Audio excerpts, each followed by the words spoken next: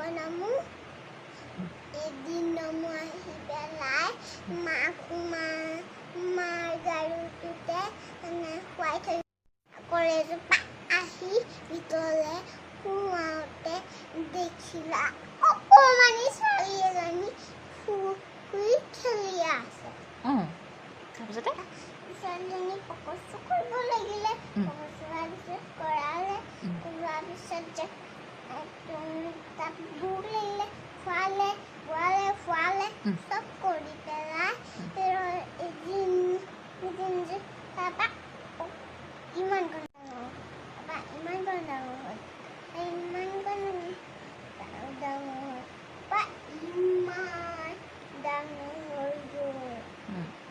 তাৰপিছতে এদিন যে পেইণ্টিং